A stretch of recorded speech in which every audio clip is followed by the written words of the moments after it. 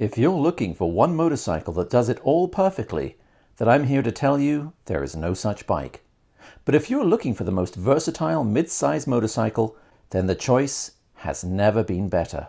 As many motorcycle riders can only afford one bike, this is a very real scenario for many riders. In this series of 5 videos, I'm briefly going to compare which current and new models I believe give riders the best value for money while offering them the most versatile riding experience possible. I'll discuss the merits of a few very good all-round motorcycles based on 5 criteria. Number 1, does it have a low cost of ownership? Is the motorcycle easy to maintain, relatively inexpensive in its base form, cheap to run, and is it reliable?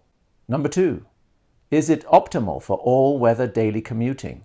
Number 3, is it practical for long-distance touring? Can you carry luggage and travel longer distances or tour on this bike comfortably? How would it be for 2 people? Number 4, is it dirt-worthy for off-road? Is the bike really capable of light to moderate off-road use, perhaps even single track exploring in the backcountry? And finally, the 5th criteria, could you use this as a sporty road or even a track bike? Will the bike's performance keep you entertained and excited on the road or track? What I'm not including in this list is looks. These are subjective and are an intangible when ranking bikes based on functionality. Where looks rank on your list of criteria is your business, not mine. And now for something different. I thought briefly about including Royal Enfield's 400cc single Himalayan in here. And here I am again with another review, this time the Royal Enfield Himalayan. Or Himalayan, depending on how you want to say it. Oh, what a lovely mannered bike. But given the 650 will be out this year or next, I decided to wait. While capable of long backroad tours and munching miles, albeit slowly, the Himalayan 400 is perhaps slightly too underpowered to munch highway miles with ease, although as a daily in-town commuter or off-road explorer, it is adequate. So I plumped instead for the Honda CB500X, just as Itchy Boots herself has. Like many on this list, the Honda CB500X is an underrated do-it-all bike. At over 65 miles per US gallon, a cost of $8,100 Canadian, and 24,000 kilometer or 16,000 mile valve inspections, 8,000 mile or 13,000 kilometer oil changes, the 500cc Honda makes for a proven, if not handsome, and very economical bike to run. The CB500X is the lightest bike on this list at a ready-to-ride weight of 434 pounds. It offers fair weather protection with its shield, and the addition of heated grips and hand protectors would go the extra mile to making this a good all-weather commuter.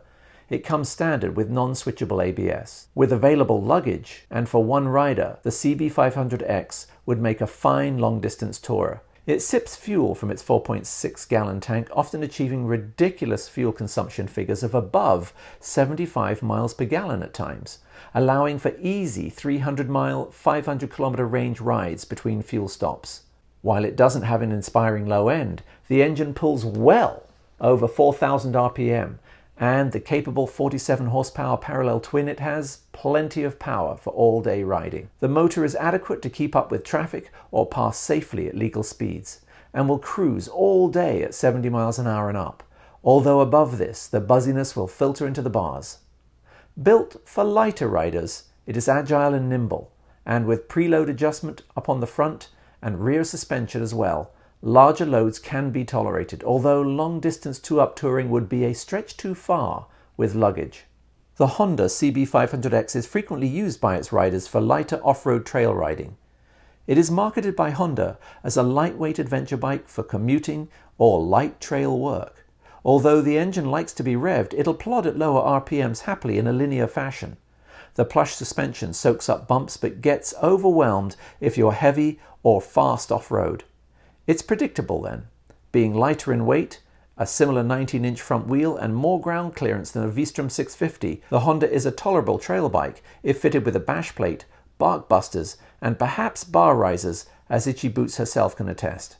Like the VStrom, the ABS is non-switchable, which means pulling a fuse if you want to disable it. Despite having slightly longer travel budget suspension, the CB500X offers a sporty ride on the road. It's the nature of smaller engines to deliver their power further up the rev band, and to squeeze all 47 horsepower out of this one, you'll need to get past 8,000 RPM, which can be thrilling in its own right. This makes for a grin-worthy, if slightly buzzy ride above 70 miles an hour or 120 kilometers an hour. The bike is agile and nimble, and while not flickable, it does a good job of hiding its 19-inch wheel's gyroscopic effect on the twisties. In summary, Honda's CB500X is perfect for those new to riding or fed up with the big bike economics and their lack of versatility. It's a great all-rounder and a great alternative for smaller riders. The bike is capable of everything, although serious dirt drivers should probably look at a KLR in this price range or a T7 if you have almost twice the cash. So there you have it. 5 versatile and relatively cheap bikes, 5 criteria, and no one winner. Yet. I know. I said this series was only going to be 5 bikes long.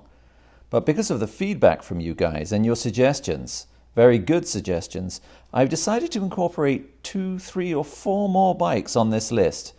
So I hope you can hold on until we find out, in my opinion, which is the most versatile, value for money, down-to-earth bike that you can buy right now. See you in future episodes. Cheers! Once again, thanks for watching, everyone. If this is the first time you've watched, please consider subscribing. I do motorcycle reviews, motorcycle-related product reviews, off-road and on-road vlogs, as well as tours. Even though I'm not the most diligent poster, don't forget to follow me on social media. That's Instagram, Facebook and Twitter. And to like, and especially, I'm begging you here folks, subscribe. And don't forget to click the bell so that you're notified whenever I release a video. This is the Blue Marble Rider, out.